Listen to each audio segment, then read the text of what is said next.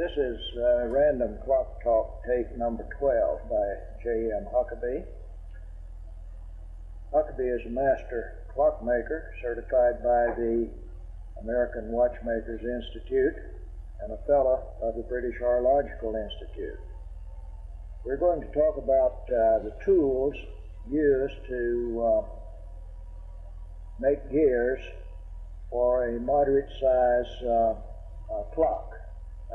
The clock of the type that is commonly called a kitchen clock, or the American blacks, or the clocks of the era from about the turn of the century up until World War II period. This wheel is the type that is made with the tools that we'll be dealing with. This one has 42 teeth. It's in 0.8 module, and it's about 1/32 of an inch thick, made from sheet brass stock. Let's look at the indexing attachment that will be used with the Unimat lathe. We have the main frame, and I have a set of drawings that these can be constructed from, some 10 sheets of drawings, and all of the pieces that we will be discussing here may be constructed from those drawings. This is the main frame. We have a pair of 632 screws passing through the top. The bearing is split in this region in order to be able to clamp down on the operating arbor to give zero clearance during the time that we're cutting the gears. Now, let's assemble this tool and see about what things look like. The arbor is designed as a work arbor to be caught in centers in the lathe, and the blanks that will ultimately become the wheel are placed on the arbor and turned on centers so that the concentricity of the bore to the periphery of the wheel is dead true as it's manufactured. Now, on the arbor, we have the index plate. This index plate is a little less than 2 inches in diameter. It's about 80 thousandths of an inch thick. We have the number 42 stamped on the plate. That says that it has 42 divisions. If we turn it over, the 42 is stamped on both sides. Now, obviously, this can be used to cut other tooth counts, which will divide equally into the number 42. The most obvious is 21.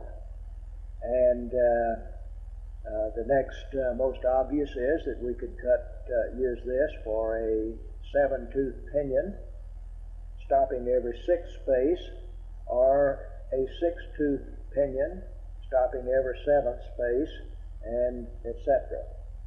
All right, the index plate is mounted on the arbor, and that is caught with an overshot spacer. What's called an overshot spacer is a spacer that overshoots the shoulder. It overshoots this shoulder and clamps the index plate very firmly.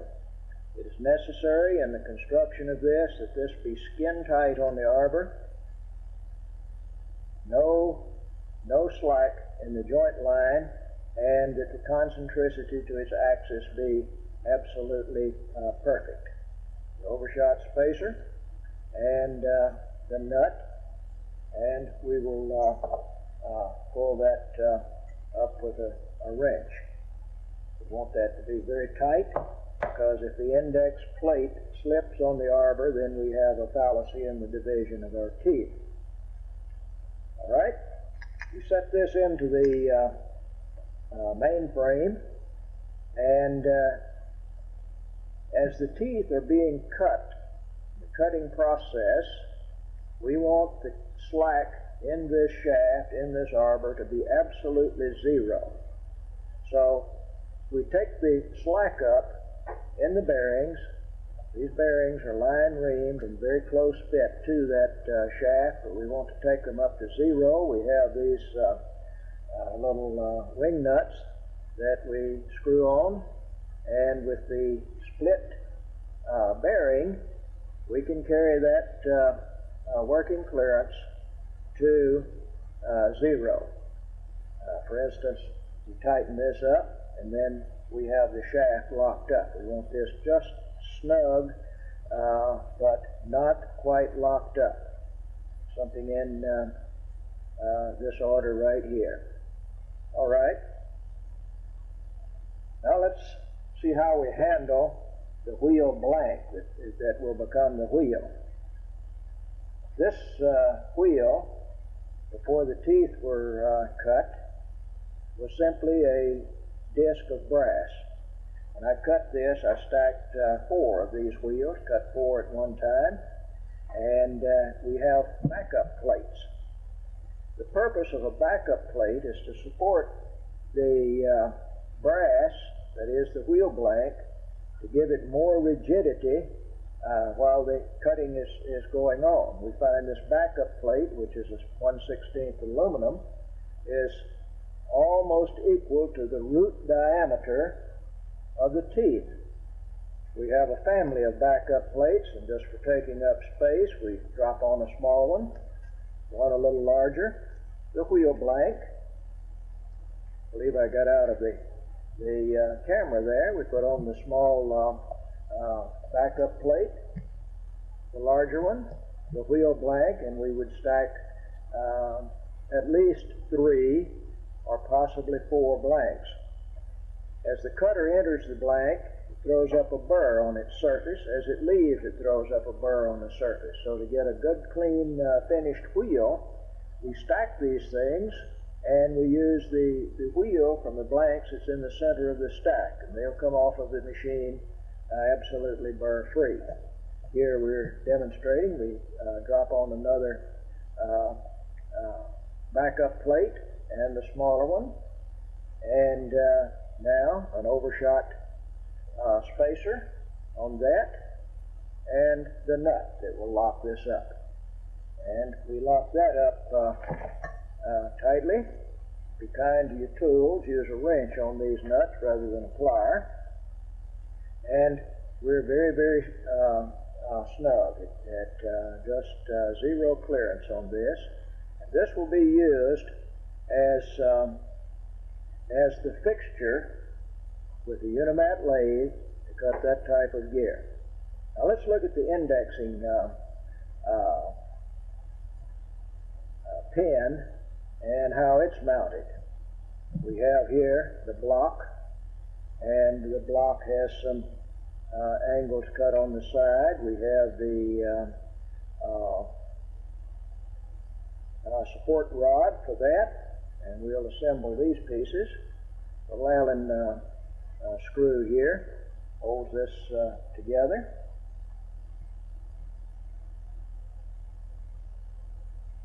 Like that, and the block then goes into the main frame like this. So let's assemble that.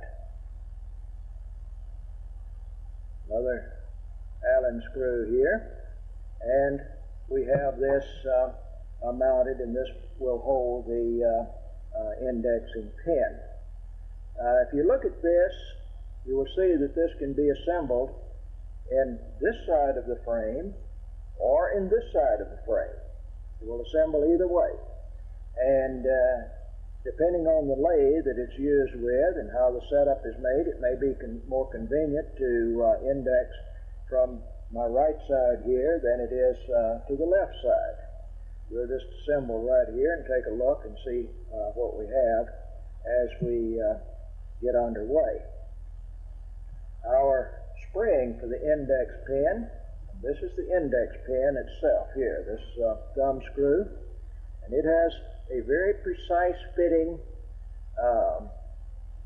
flat tip that exactly fills one of the slots in the index plate. Now, that is mounted in the spring. The hole in this is a very close fit.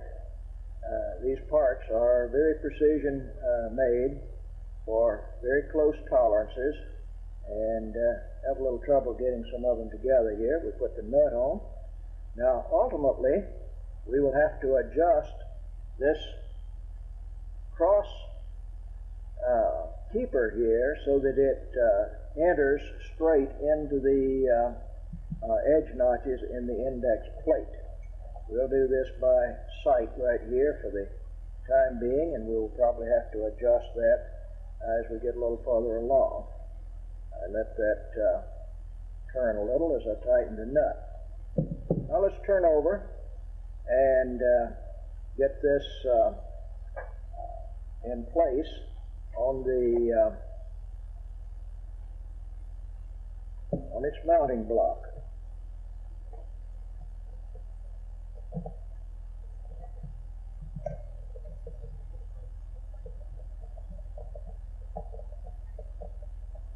We have a pair of holes and a pair of screws here, and this can be mounted with 2 screws or 1. It's completely satisfactory to operate with a single screw, and the rationale in that design is that we can move this spring over to the left by 1 screw hole or over to the right by another. That gives 3 positions along this axis that this can be mounted. When we go into the tape that shows how to make the index plate, we will find that we will have to locate the spring in a different position from where it is now. Let's take a look in this and see if we can see the latch-up mechanism. We can see the index pin is in the plate and it's seated deeply. Now, in order to rotate the index plate, we must lift this out and rotate the plate, let it back in place. I have yet to tighten up the screw on the spring, so let's secure that. And we will secure that with a little stronger screwdriver here. And there we are. Now, let's look again. You see we have the key in the plate. We're entering it straight. We can pull the key out, rotate the plate, drop in the next position, pinch down, be sure that it is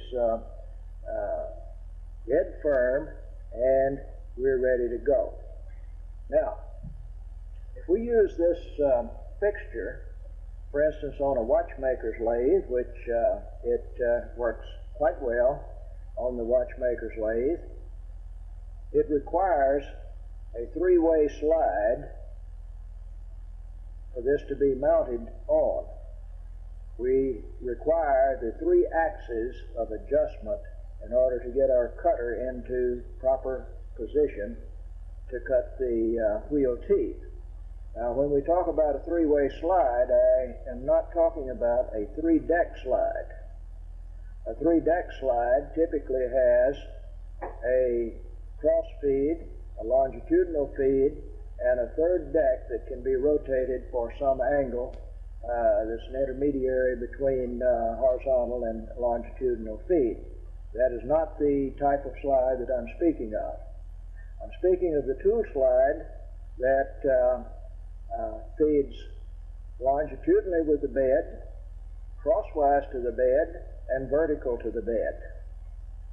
And this would be mounted on the vertical slide like this, and the spindle of the lathe in this plane, and the cutter rotating and cutting downward through the teeth here. Now, That presents a problem in using the watchmaker's lathe, because vertical slides for watchmaker's lathes, though they're available, they're not commonly found in the workman's shop. Now, when we use this with the Unimat lathe, we have a distinct advantage that we do not have with the watchmaker's lathe. That is this: we can remove the headstock spindle from the lathe, put it on the vertical post, and we can feed the spindle with its lever feed, and as such it obviates the need of the third slide on the lathe carriage. So this or any other indexing attachment works out admirably well with the Unimat type of lathe because of the ability to displace the headstock spindle for other purposes. Now, in the group of prints, the some 10 drawings on this that has the detailed dimensions for making every piece that's in this, the exceptions being, of course, the wing nuts and the mounting screws. It's a few pieces of commercial hardware. We will use this tape to show how the wheels are made with that device and on the Unimat lathe. The reason for using the Unimat lathe is has a multifold purpose. One is to show that very, very high class and very precise work can be performed with relatively inexpensive tools. That is the one situation. The second situation is to show that with tools that exist in many shops, that by the making up of the indexing fixture like this, that lathe can be put right into wheel making work. It's not to imply that the Unimat is a better lathe than something else, when, as a matter of fact, it is not. But it is a very functional tool, and when set up with good tools and good fixtures and reasonable care and use, it can render some very, very fine and very precise work. It may alarm many to know that the spindle bearings in the Unimat lathe will put the spindle bearings to shame in most watchmakers' lathes.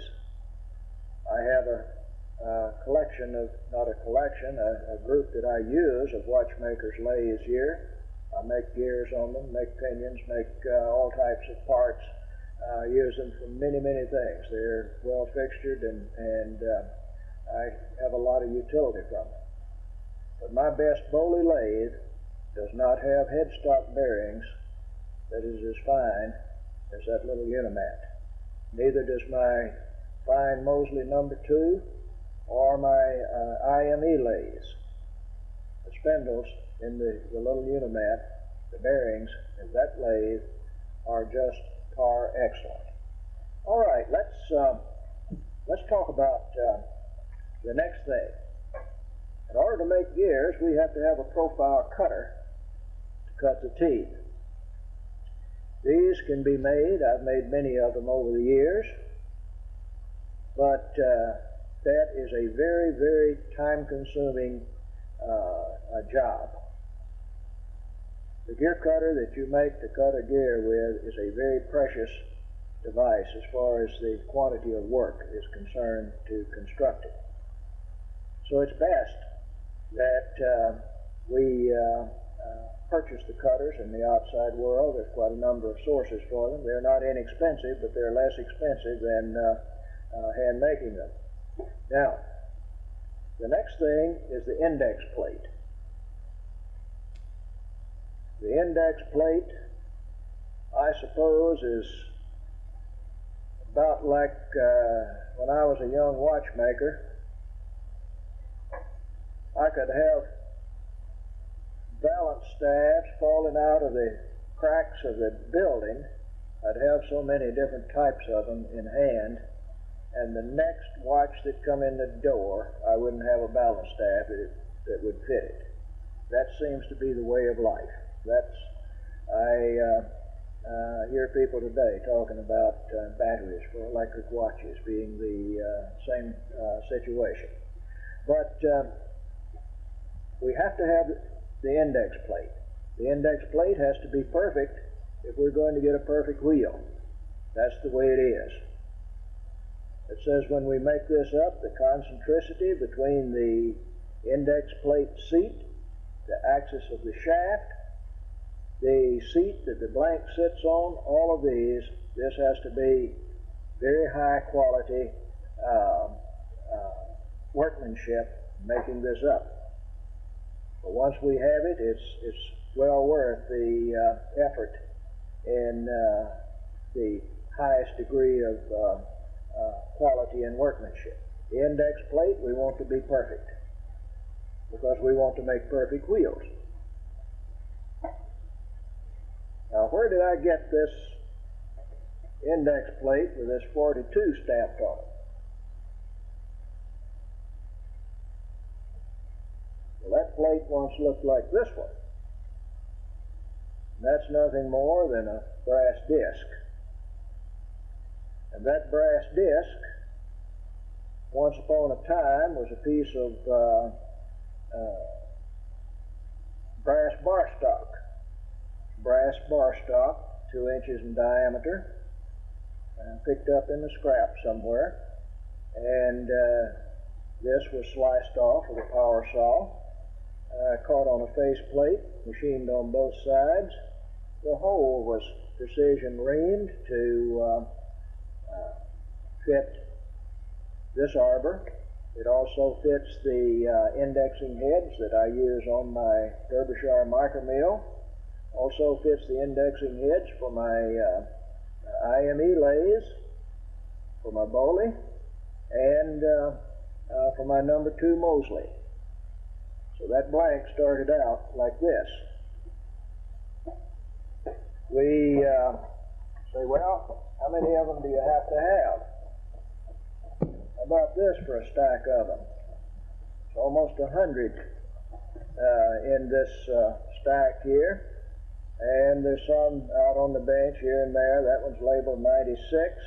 This one right here, about 2 of them are blanks. And then they pick up with the number 3 and 4 and 5 and so on, and they go on up the way. Almost 100 of them here. But this situation is somewhat like the balance staff problem. One day a clock will come through here with a bad wheel in it, and I won't be able to index it. Now, how did I get these to begin with? Let me pause on the camera here for a moment, and we'll return, and I'll show you the origin of the index plates. Returning, here's a box of wheels and pinions, and I have numerous such boxes around the place here. It has sometimes been said that once you begin wheel making, you get wheel phobia or whatever. This box here is some wheels that I bought from a supply house in a grab bag. I don't remember what they cost, but it seemed like that it was about $5, $6, $7, $8 for a plastic sack full of them, and they must have been 15 or 20 or 30 or something in the bag. I frequently buy such assortments, and I can't recall ever finding a wheel in one of those assortments that I could use in a clock. It's like buying grab bags of balance staves and goodness knows what. They just never seem to fit anything.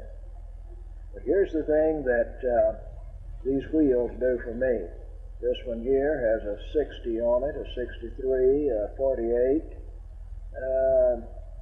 Looks like that one's a 64, a 67. There's another 64. I use these wheels, if they are good, perfect, these are new, manufacturer's surplus. I use these wheels to develop my index plates. And each time I get a grab bag, if I find that there's a number, tooth count there that I don't possess, I take the blank plate, which I made up sometime in the past, in just a few minutes. I use that wheel to index that plate, and then I have that count. Consequently, by using this as my source, consequently, I have essentially all, but not all, popular numbers of tooth counts on wheels that are found in clocks today. Now let's see how that we convert. How will we convert this wheel into an index plate? All right.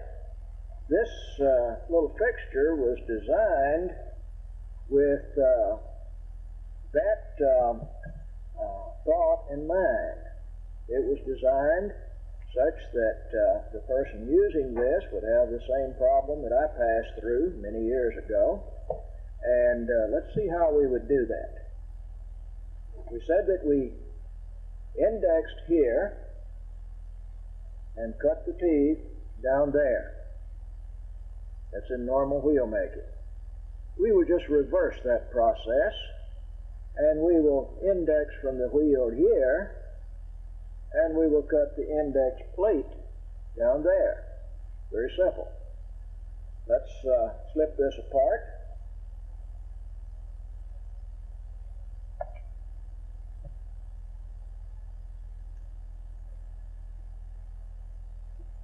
See how this is going to turn out.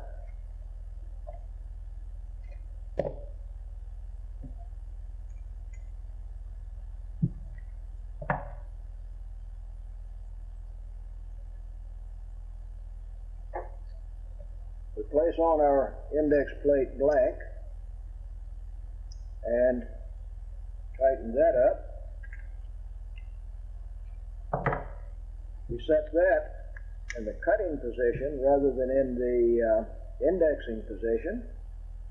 We come back up here, we'll stack on a couple of backup plates, and let's think about what number that we want to pick up here.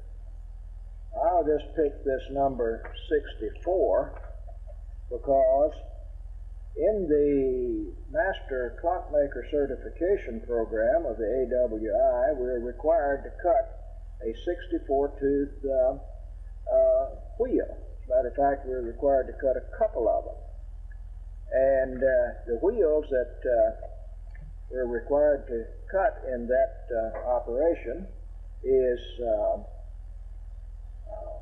0.5 module, 64 teeth, and this wheel right here, I believe, it's not marked, but I believe that that is the very wheel that is required in that examination. Let's pause here a moment and we'll pick up the exact wheel that's required in that examination. Here is the exact wheel that is required in the AWI examination. This one is cut from an acrylic plastic. It is not suitable for the examination, but it demonstrates the size. If we look a little further, here is the exact wheel that's required. It's identical to this plastic one in all of its dimensional characteristics. Now, the wheel that we're talking about here that we'll use for an index is not too different in size. Matter of fact, this wheel was cut on the Unimat with the indexing fixture that we're looking at here. This wheel was cut with a Bowley watchmaker's lathe and Bowley fixtures.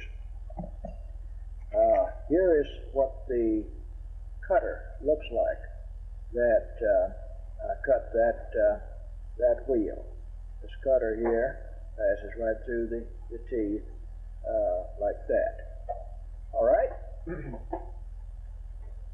There's the index plate that cut the 64-tooth wheel, 64, 42.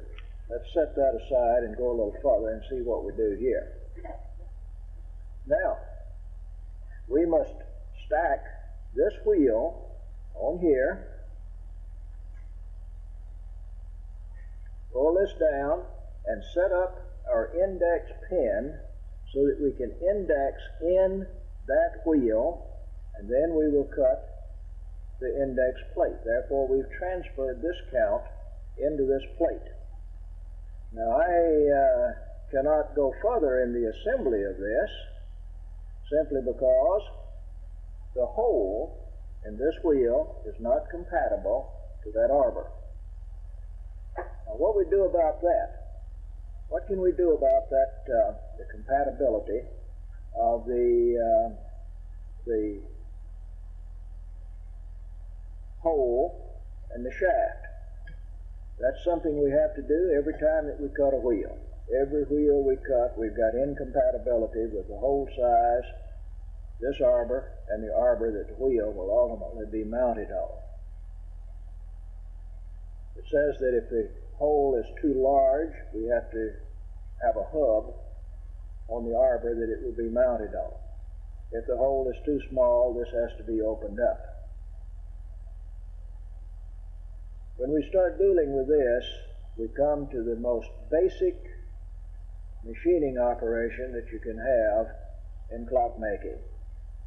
That is boring a true bore in this wheel. When I say true, that is absolutely concentric to the OD of the wheel. A wheel that runs out of true in flat, there is a little bit of forgiveness in the clock mechanism for that. But there is no forgiveness for the wheel that runs out of true in round. And it says that we must have this hole true. When I make the index plate, if I get this hole off center, what will happen in the ultimate index plate, some of these spaces will be closer together than others.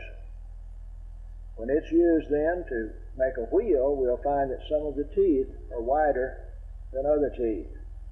These are intolerable circumstances.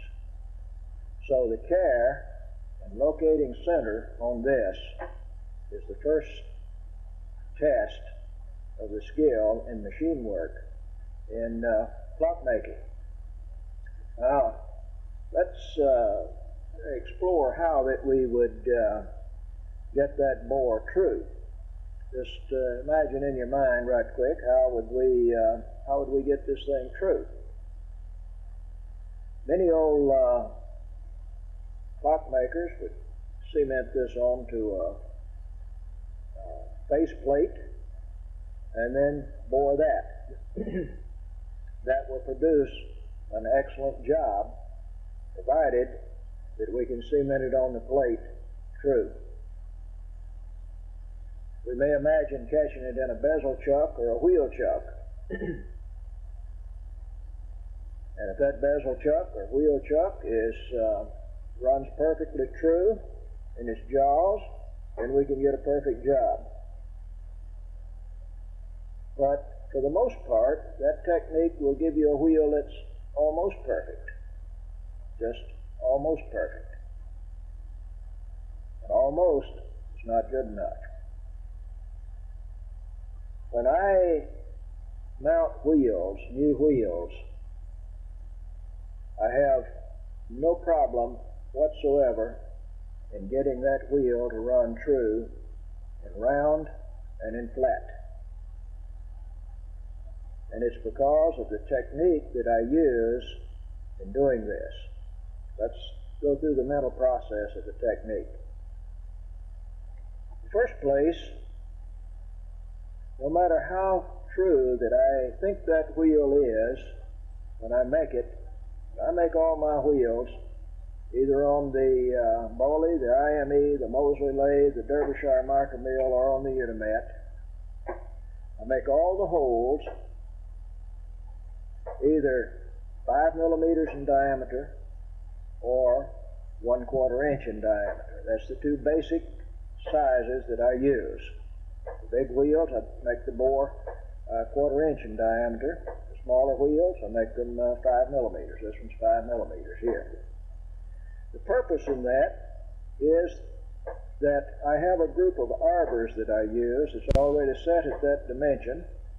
I have the dimensions in my head. I can machine things to fit without giving it a second thought.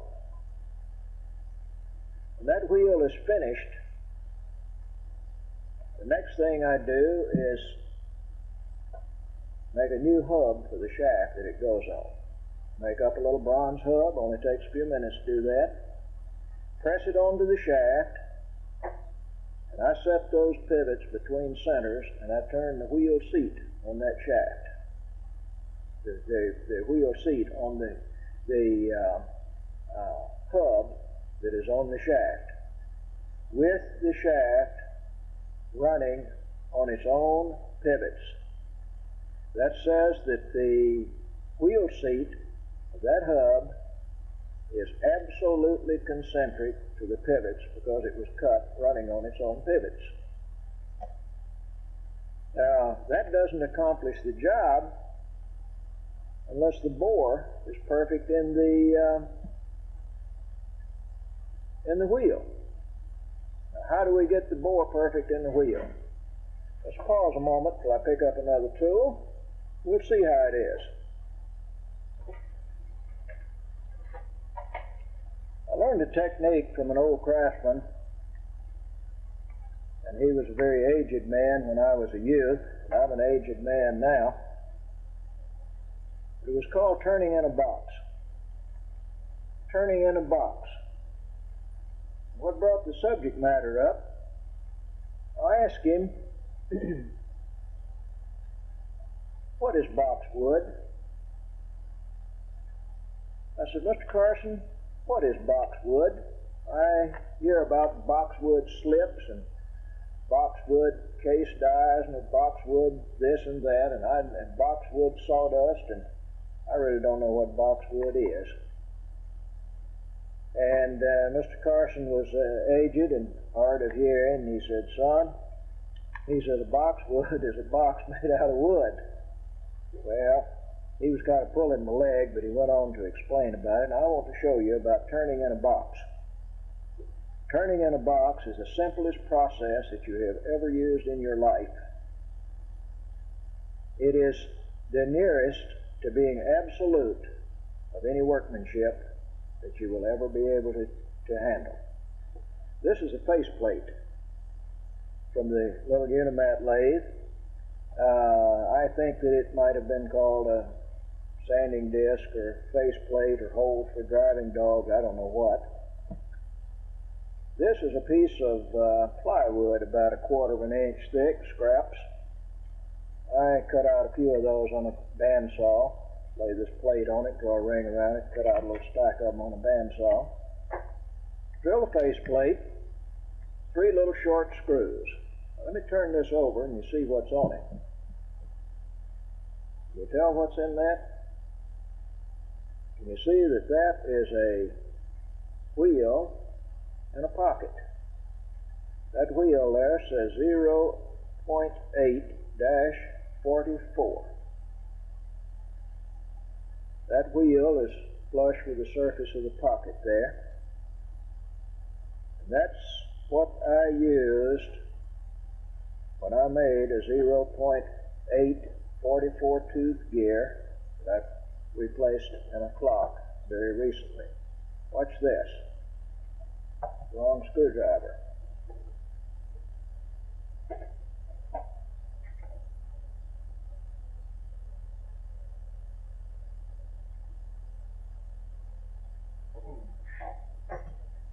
Let's try this. You slip that screwdriver in there. I have that wheel in my hand. This was put onto the lathe. You go in here with your tool and you turn a pocket. It's as deep as the wheel thickness. Straight-sided edges, but that will just go in. Watch it. See that? That will not come out of there. A normal machining operation. You can polish that wheel with abrasives on it. You can flip it out,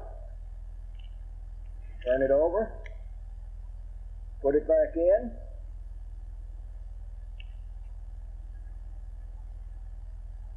snap it in place, just like that. Will not damage the teeth. You can go in this with a boring bar, and you can open that hole out to fit the hub that you've made on the new, that you're going to mount the new wheel on. Remember, this has been turned on the lathe, on the axis of the lathe. It is dead true. It has canceled out all error and concentricity in the lathe. You snap this in there, and when you go in with the boring bar, you make your cuts going in so that you don't dislodge it from the pocket, called turning in the box. How do I use this for a different size wheel? Well, if the wheel were bigger, you just bore the pocket bigger. If the wheel is a little smaller, you may go inside and have a pocket within a pocket.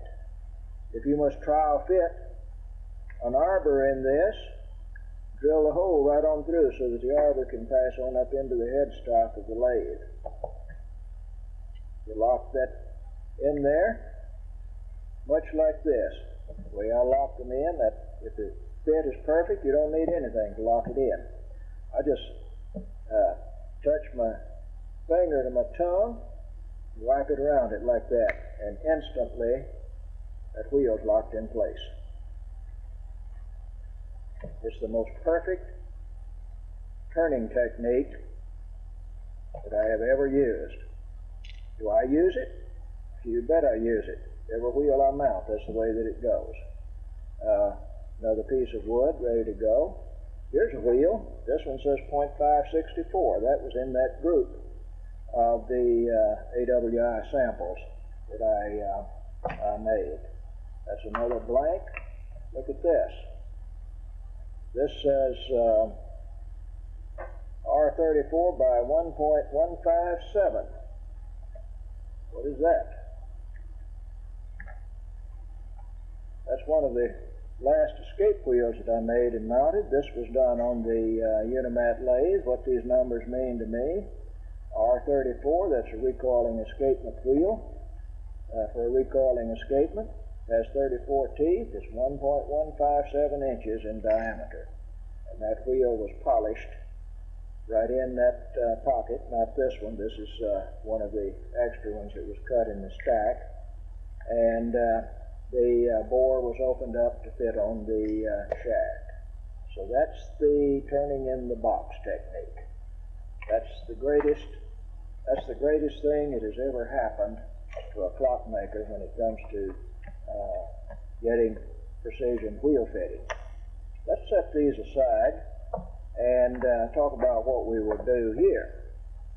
Now, when we make this index plate, we'll make this index plate for 64 teeth. We'll place this 64 tooth wheel, and I'll examine this and be sure that we don't have a damaged tooth or whatnot in it, because we don't want to reflect that error into a new index plate that we're going to use on and on. We'll make a pocket in the Unimat lathe, and we'll place this in it, and we'll bore this diameter to fit our 5mm seat on this arbor. Then, rather than using the profiled gear cutter that we would be cutting gear teeth with, we'll use a circle saw. This circle saw has been in use in my shop for upward to 30 years, and all of my index plates have been cut with that saw. It's 40 thousandths of an inch thick. That is also the saw that I cut all of my escape wheels with. Let's see if we can see the shape of the teeth on that. This has a chisel-shaped tooth. This tooth has a very pronounced chisel shape with large clearance on the inside here. That saw is a regrind. It's one of my regrinds from what was a fine-tooth commercial saw many years ago. It was much larger in diameter, had fine teeth in it, and I ground this specifically to cut escape wheels. It cuts very, very clean. Very clean. Let's look again at this escape wheel right here was cut with that saw. How do you cut an escape wheel with a saw? Well, you go in here like this, and you cut one side of the tooth going all the way around. You head the cutter just to the inside of the central axis of the wheel. Go around it. You come around the second time, heading the cutter to about what would be 1/4 of the tooth count around the wheel, and go around the second time. That's all there is to it. I have never been elated over having a profile cutter to cut an escape wheel, because you can cut essentially any profile that you can imagine with 2 passes around with a saw. By closing these in to approximately meeting each other in the bottom, you drop out the piece, and it leaves you a very nice, very good escape wheel. So much for that. Let's go into the next step of using the indexing fixture, and go through the steps with the Unimat lathe. We'll actually set up a box, set that box up, put this wheel in it, bore the diameter, ID, we'll fit it on this, we'll set this up in the Unimat lathe, make the index plate. Then when we make the index plate, we'll reset up and make the wheel. And the wheel that we will be constructing will look like this when it's finished. This is the 0.5 module 64 tooth unit that is used in the AWI examination. So let's pause on the camera. I'll gather the Unimat lathe, prepare the box, get this ready, and we'll set up the wheel, see how that is done, and then we'll get this into the wheel cutting. Let's take a look at the continuation of this job. We have here the Unimat lathe. This lathe is about 15 years old. It is what's commonly called the classic of the original Unimat. We have the faceplate with the wooden box on this so that we can see turning in the box. The box that I'm using is the one that we had the escape wheel in a little earlier in the film. Just to reuse the box, I flipped the escape wheel out and opened this pocket large enough for the 64 tooth wheel that we're going to open the bore on. Now, I turned that box to fit this wheel while we were off the camera. The reason that I did that is purely a practical one here in the shop. When you turn this wood at high speed, the dust that comes off of it is very, very fine. I'm running the lens of this camera about, looks like about 14 to 16 inches from this faceplate here right now. I didn't want the dust from that cutting to go into the lens of the camera, so I have prepared the box already. And let's look at the fit of the wheel. We slip this wheel up here and just squeeze it into the box like that. The depth of the box is flush with the surface here, and the pocket is concentric to the axis of the lathe, and that will give us a perfect holder to hold this, to bore the ID here to fit our indexing arbor. I measured this bore here a few moments ago, and it's about, maybe it's still on my caliper here, it's 173 thousandths of an inch in diameter, and 5 millimeters, which we were going for, is about 199 thousandths of an inch. So we have some, almost 25 thousandths of an inch that we have to open this up. Now, 25 thousandths of an inch represents that being on the diameter, the ID here. On the radius, which the dial of our lathe moves, we'll have to move half that much. So we'll have to be very careful not to overbore in this cut. Now, on my watchmaker's lathes, or on 2 of them, not on 3 of them, on the cross slides that I have there, on the back end of the horizontal slide here, I have a dial gauge that's about 2.5 inches in diameter that is calibrated in 1/10 of an inch per revolution. So I can read down to 1/2 thousandth of an inch very easily, and in those tools, we just dial in the amount that we want to move, and we come out very, very easy on it. Also, on the longitudinal feed, over to the left side on the slide, I have the second dial gauge there that does the same thing for the longitudinal feed. We're doing this on the Unimat, so we'll have to see how this works out here. Now, we want to go in this with a boring bar, and as we go in the hole, we want to make the cut going in so that that presses into the pocket. We don't want to hook the boring bar behind the hole coming out, because we could possibly dislodge this from the box while we're doing it.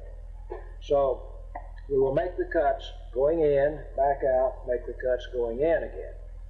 Now, I set up the boring bar also while the camera was off. I have a spacer underneath this holder, and this is a little tool bit that has been ground down quite narrow. This is, I believe this is 3/16 inch square tool bit stock, and this is ground down. It's about 70 thousandths of an inch wide out in this region, with a little hooked tip right out here. This is the tool that I use opening up the center hole in wheels when I'm mounting them.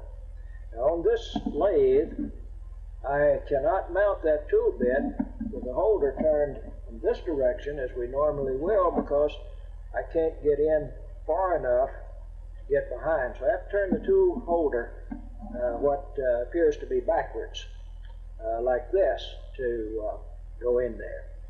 I want to head that tool bit inward like this, so that I only cut on the very tip of it. So we'll turn that in just a little, and we'll lock that here with the wrench.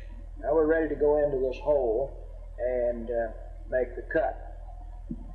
One of the things that we find in machining is you don't fight things that are difficult unless there is a cause. On the Unimat, the slide switch back here on this motor, that thing is not easy to turn on and off. And you just seem to never get accustomed we're reaching back here and sliding this switch. I have a switch off to the side over here to my left that I control this with. I also have a speed control over there. It's a General Radio Company Variac, but these Unimat motors perform quite well with these little fan speed control switches that cost about $6 or $8 or $10 that you get to control the ceiling fan with. And that extends the utility of the Unimat speed range quite a bit. I'll have to put my glasses on so I can get down close to see. The glasses that I use, let's see if we can see this in the camera here. I have what I call my eye loop right here. This is a close-up lens in that. These are trifocal glasses plus that fourth lens in that eye. So I get down here close to look at that. So let's start and make a cut, see what this sounds like and how it looks. I'll start pulling in. I'm looking for the tool bit to just touch down. And we make a pass in. I have gone through I passed through the wheel. We back straight out. We increase the depth of the cut. And go through again. And back out. Get a feel for about how this is going. Let's just back out and take a look here. Now here's where the watchmaker's lathe just puts the Unimat to shame. See, I'm cranking out here off of the picture to the right to back this tool slide away. On my watchmaker's lathe, I just simply reach under the bed, loosen the draw bolt on the slide, slide it out of the way, and then bring it back up later. Now let me go in here and measure this with the dial caliper and see what we have. And I am at 182 thousandths of an inch. 182, and we're looking for 199. So now while I'm backed out here, let's discuss a little side issue. Here's a problem with the Unimat. That motor is a problem. It is in the way of your hands when you're working. It's in the way of tools, if you go to saw, if you go to file, whatever it is. The designer of this probably never used this in the way that the clockmaker did, or he would have gotten that motor down lower out of the way or somewhere else. But that is an impediment in that. Now, I talked about a little earlier in the film about using this to polish a wheel. Let me show you something here. You take a little piece of abrasive paper. I can't touch the teeth of that wheel. I'm only on the face of it. This is about 300, something in the order of 300 grit abrasive paper. And let's stop and take a look. I'll reach in here and pop this out. See if we can, I don't know how we can tell with the light reflections. This is one side of the wheel. This side here is beautifully polished. Beautifully polished. Very, very easy to do. And your teeth, the teeth of the wheel, are totally protected when that's going on. I think I'll just put it back in here bottom up, like that. How's that for the ease of working into a true chuck? Let's see if we can take off the next few thousandths of an inch and take some time to crank this back up. This is the thing that I was speaking of. I'll get down here with the eye loop and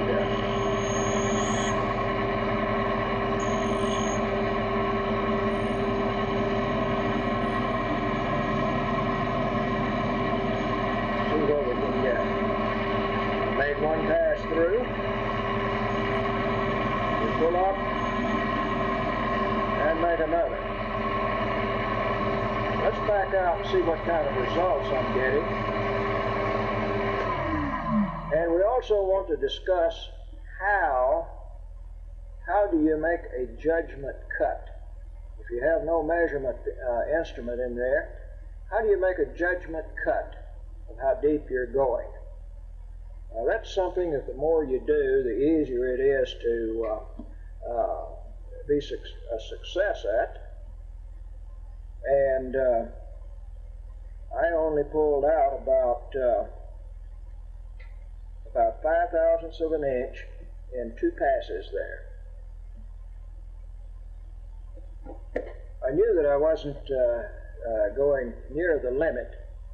Now here's the way that I come to that judgment. Let's assume that we're boring this hole right here in this disc. I touch this down on the edge, right here on the edge, and I cut a little ring, which to me looks like, in that case, in my first touchdown, I thought I was cutting about 5/1000ths of an inch, 5 or 6 or 7/1000ths of an inch. I touch down that ring, the little ring that I can see.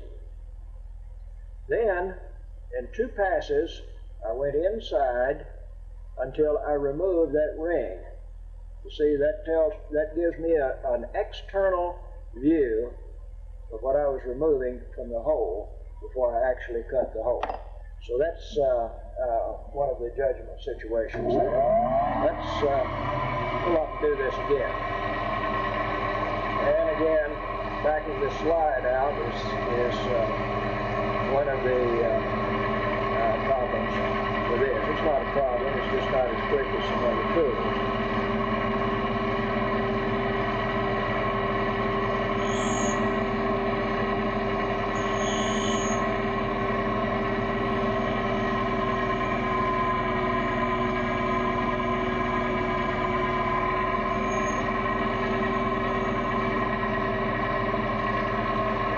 Formed a judgment, what I thought was a judgment ring there, where I think that I should go to. Then I went back in the hole and I cut less than that judgment. So let's look at this. Remember, I can't very well put the material back in the hole.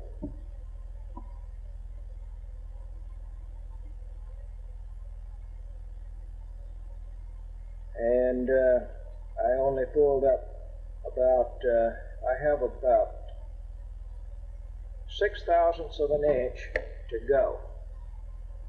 I need 6 more thousandths of an inch of being to the position I'm looking for. Now I'm looking for 199 thousandths. Round numbers, that is 5 millimeters. Now, the instrument that I'm using here, though this is a very fine dial caliper, it's subject to getting a little debris or dust or whatnot in the rack that drives the dial. And that can disturb the measurement by as much as 1/1000th or maybe 2/1000ths of an inch. That's usually indicated by looking at the central axis of the dial when it's rotating. It's spring-loaded in place. If you can see the little center that's in that dial not running true when you roll the dial, then that tells you you've got to clean it up. You've got a problem. But for care and machining, let's measure the piece that I'm going to fit to. I measure the piece that I'm going to fit to. My measuring instrument has no problem in it because I'm measuring 199 on it. 199 is what this arbor was originally constructed to. So we look again. Be sure that we don't move the tips of this caliper when we pull out.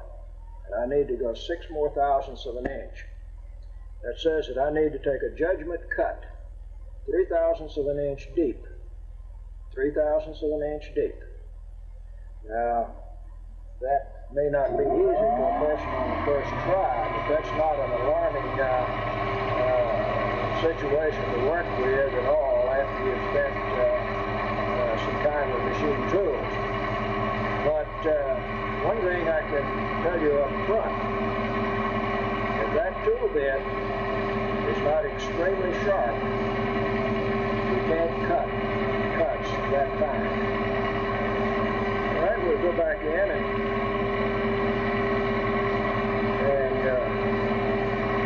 try again. Pulling the tool bit out until I touch down in the hole. I have just touched down.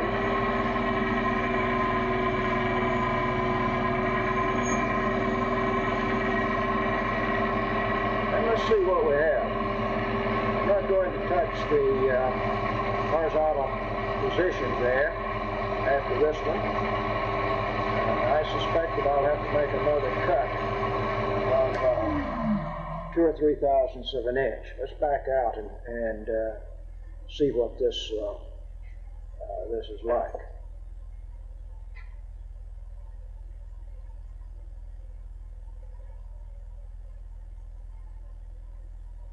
I don't have to cut again. I am right where I'm looking for. I am right on what I'm looking for. Now let me trial fit the arbor in this hole.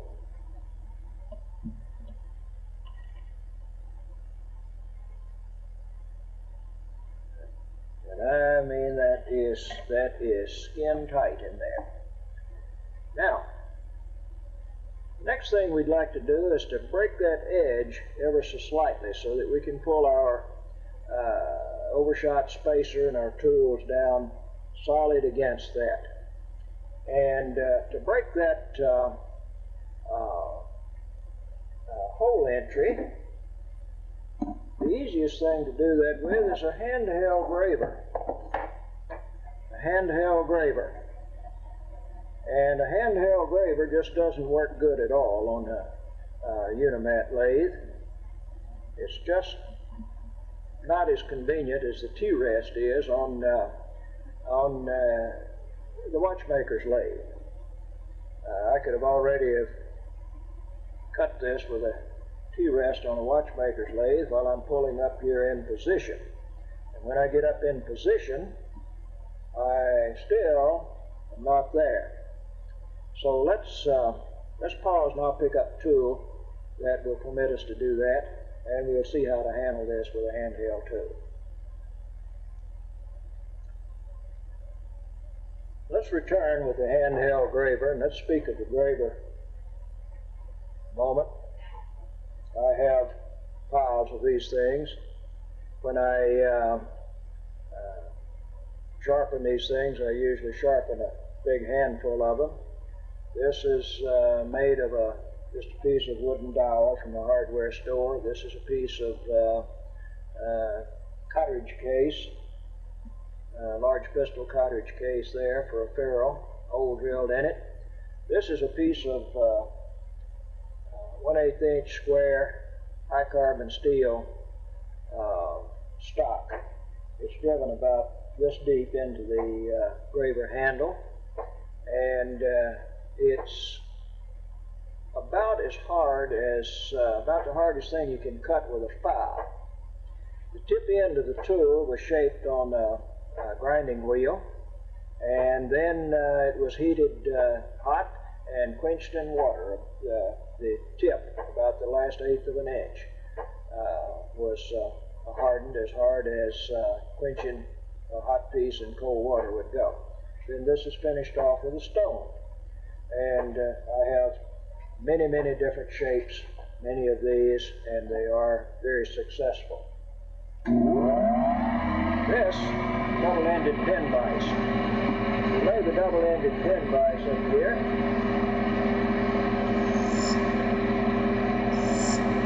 Use that for a rest. There we are. I've chamfered the entryway of that hole. We polished the other side of the wheel. Let's just do the same thing to this one, just to make it look nice. There we are. And let's remove this wheel from the chuck, turn it over, put it back in. I doubt that any key-operated chuck is any faster than that. Back up here, we'll chamfer this hole on this side.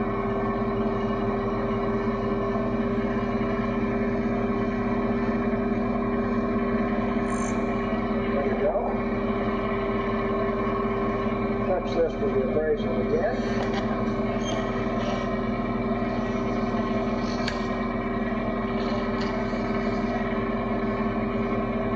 Trying to keep my head out of the camera, and we've got that.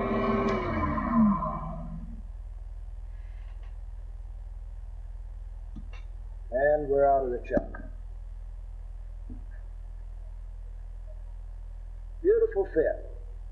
Beautiful fit on the shaft. If I were mounting this wheel in a clock now, this would be prepared really for the perfect mounting, assuming that dimension would be correct. And if the arbor in the clock and the hub on that arbor were set between centers, and that arbor trued to this, or the hub on the arbor trued to this dimension, both round and flat on the seat, the hub seat, running on its own pivots, you could place this in the clock, stake that wheel in place lightly, and it would run dead true and round and flat. Now that's how simple it is to get a good wheel job. Most any other approach that you take will come out with less quality result. And I am quite certain of that because I've tried just about every method that you can imagine over the years. All right. I think what we will do now is set aside the lathe. We'll get the indexing attachment. We'll mount all these things up on it like we're getting ready to cut the index plate. And then we'll just set up and make the plate. Now, as we think about this, and being that I have the lathe with the right perspective under the camera, let's talk about how we're going to drive the cutter, the saw, that's going to actually do the work in this index plate. Let's remove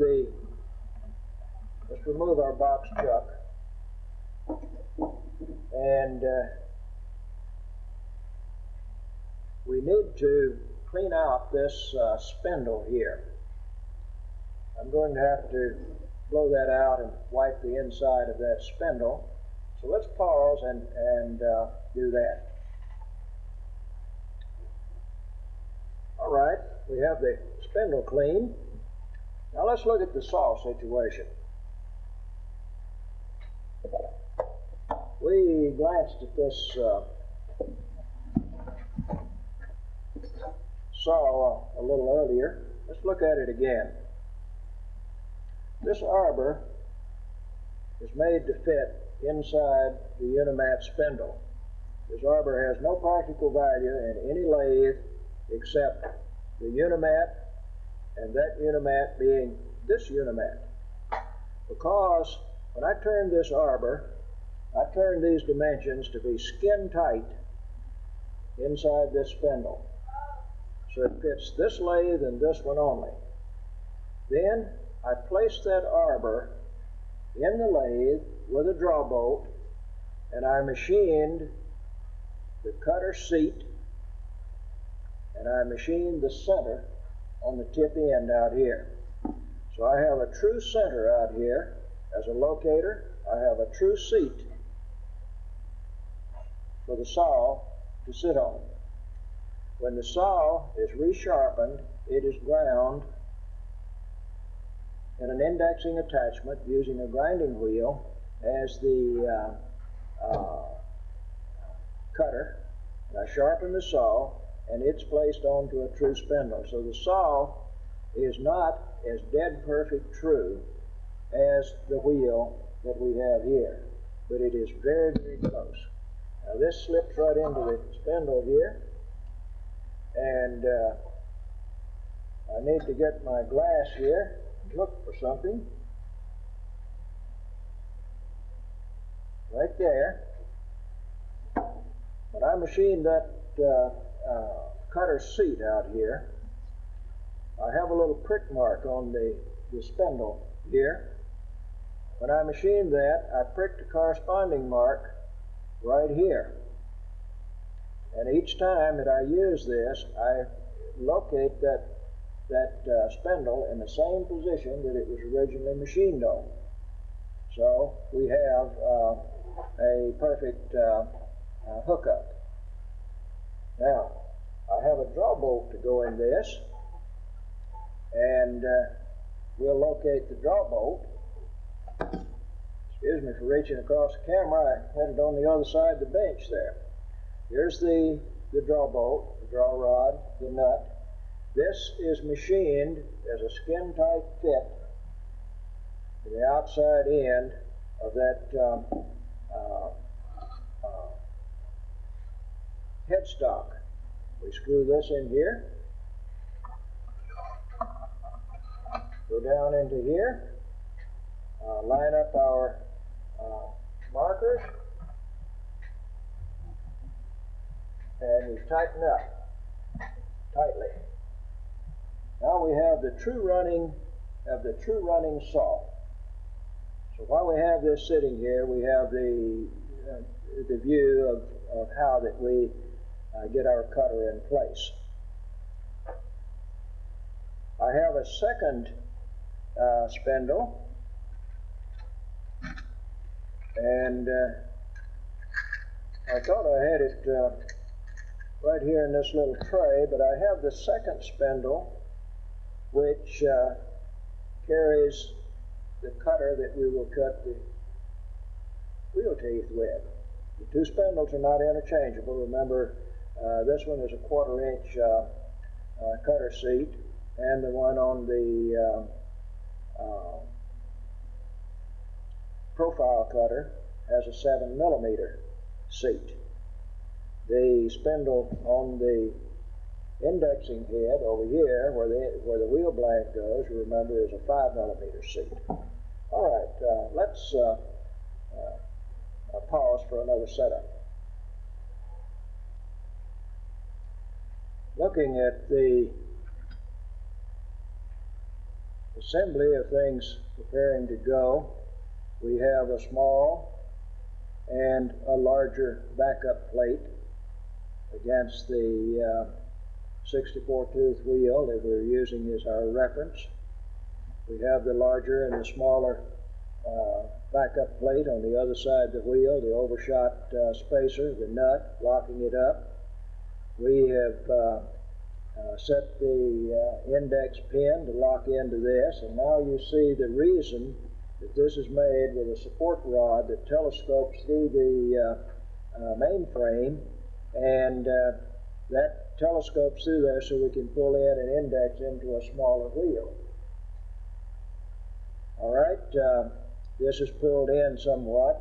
I mentioned earlier the 45-degree cuts that's on the block here, on the spring block.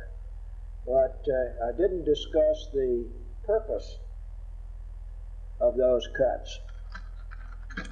If we should use a larger wheel or a larger index plate in here and progressively get larger, this is clearance space right here. This gives us additional clearance space in using other sizes of index plates. The cut on the other side is for the same purpose if this was turned around and fed in from the other direction. We have this shaft, the slack snugged up. We have the draw bolt in here. We have the plate. We're going to mount this on the lathe and then cut 64 divisions in here. Now let's look at this. See if we can get How's that for an unusual Allen wrench there? This has been cut off quite short. That's been purposely done so that we can operate this draw bolt underneath the arbor. When this was designed, the purpose in designing this height here is such that you can use the tool holder draw bolt with the Unimat lathe and use the T-nut that's underneath to mount this into the Unimat. Let's make another setup and see how this will look on the lathe itself.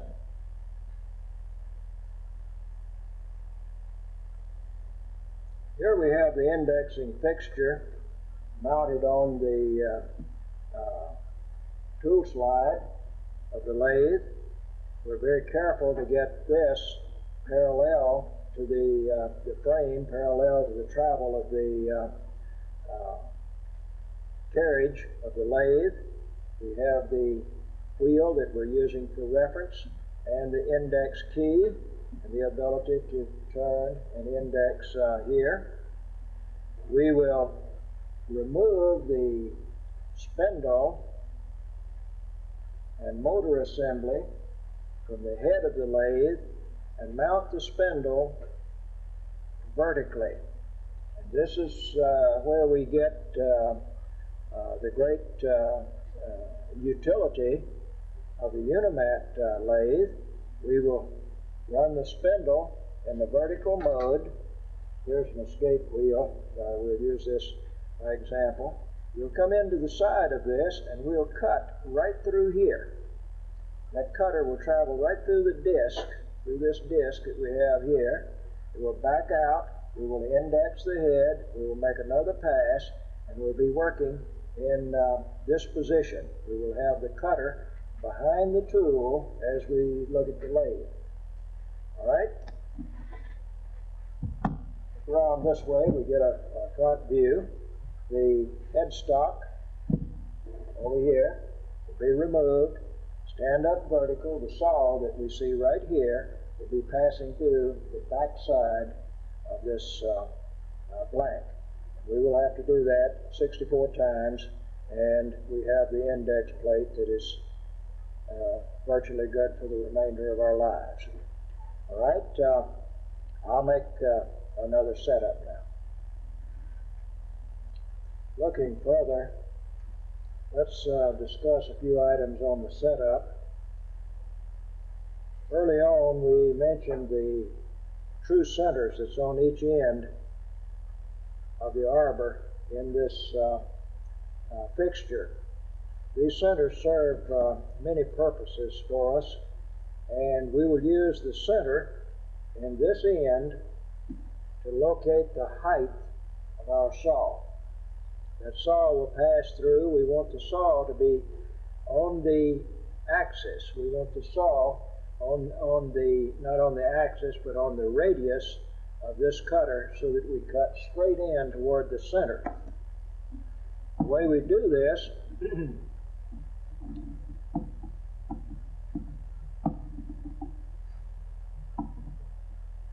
set the fixture in place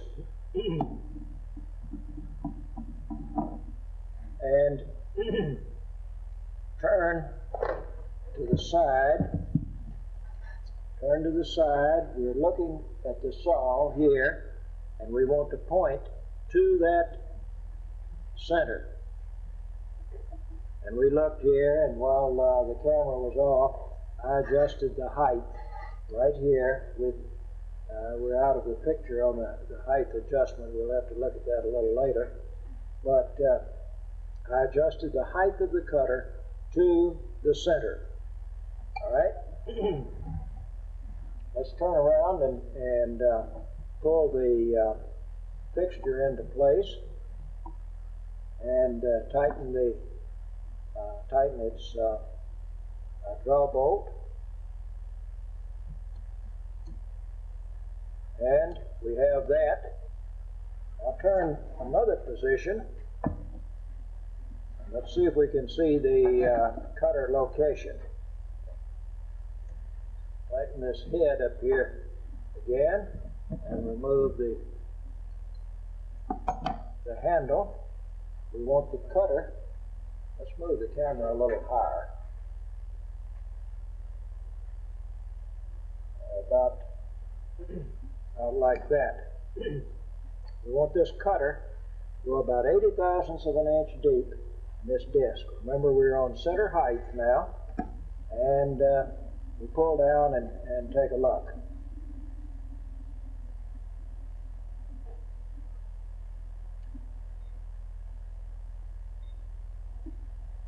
Now we find a problem in the setup. I will adjust that and then we will look later. All right, we have the problem corrected. What the situation was, my tool slide right here was at the bottom of its reach, and I was just touching down on the cutter. It was necessary for me to loosen the spindle, the head, and swing it closer in to the tool slide so that I could get the distance that I was looking for. Now we want to go about 80 thousandths of an inch deep in this cut. Now we get that by measuring this distance right in here, and we have 365 thousandths of an inch. 365, we add 80 to that, and that comes to 440. I'm sorry, we have to take 80 from that. Be 5, 8, 16, 8 would be 285 thousandths. So we slip the gauge in here, slip the measurement in here, and we reduce that distance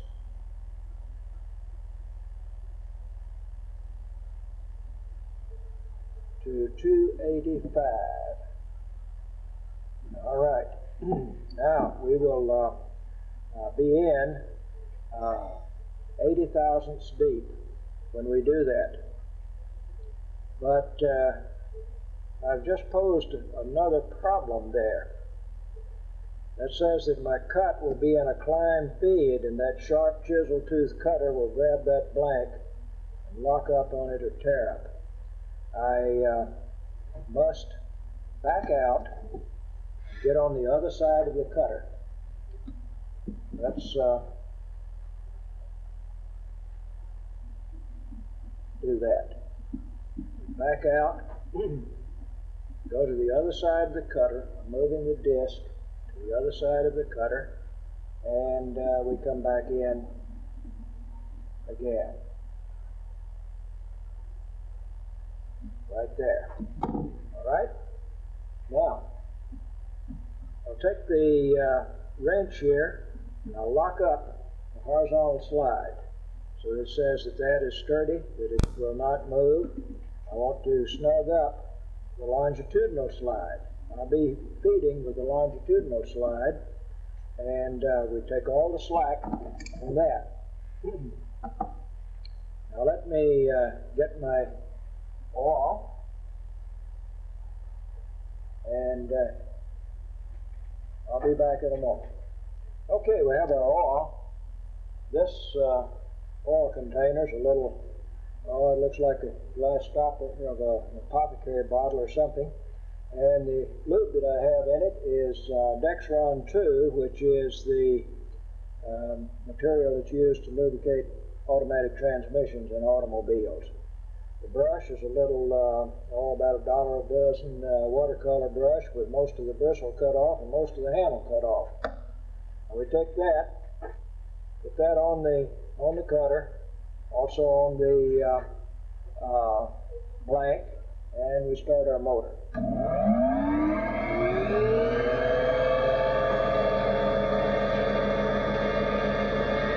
Take speed up pretty high, and we try a cut.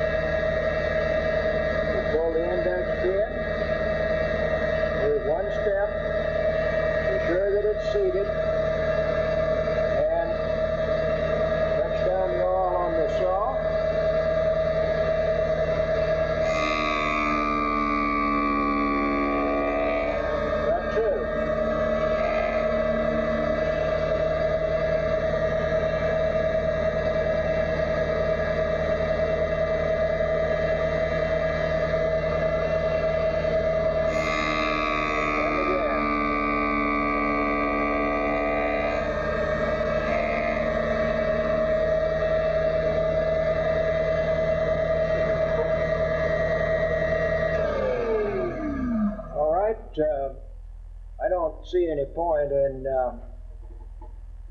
holding on the camera here for 64 of these cuts. Let me change the focus on the camera so that you can see the entire setup a little better.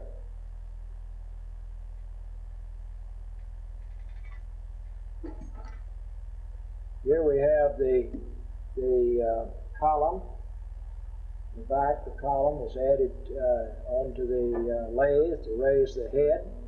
We have the spindle and the plate and the gear that we're indexing from and the fixture that we're using there. Let's turn the lathe around and look at a little different perspective.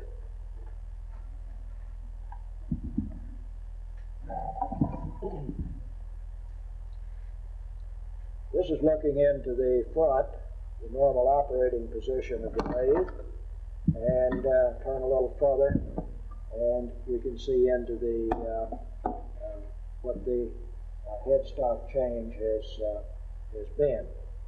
Now let's move the camera down a little lower and look at the face.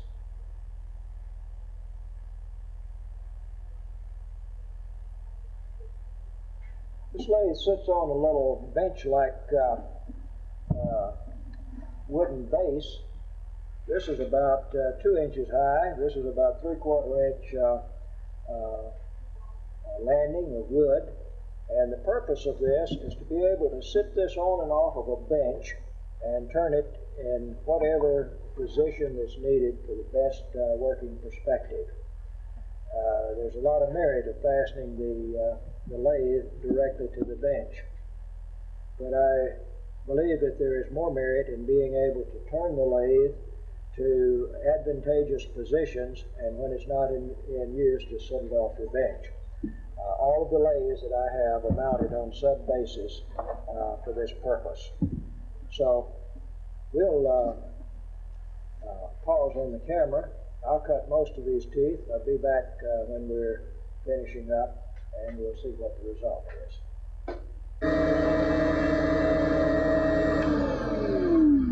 We have about, it looks like about 8 or 10 passes to go, and what I want to do is turn the camera on while we're making these last few cuts. The camera is down low at this level on the lathe, and as I reach up the index, I'm a little bit out of the view there, but let me leave the camera on this position for the time being, and let's make a pass, and you can see about what goes on with this hand, and we'll raise up another level and look there. So let's make another pass.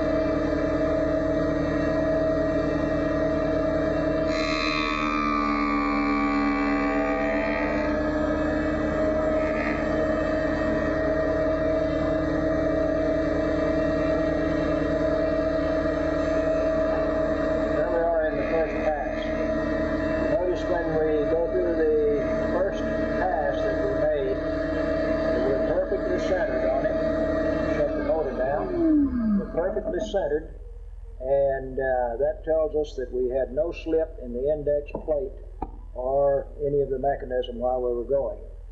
If we return to that first position, went through that first slot again, and that cutter touched down, that would tell us that we had an error somewhere around that plate. Now, the next step is a very important item, extremely important. If perhaps I double step 2 positions in this at some time, I would have missed a tooth. If that happened, I can go back and pick that tooth up perfectly right now. Well, once I remove that disc, it's virtually impossible for me to locate it with that precision and come out with a good job. So let me release the index latch. I'm going to turn this around, and I want to take the eye loop and look to see that I did not miss a tooth anywhere. Let me look on the monitor and see if I'm in the picture. I believe I am. And we'll look around it.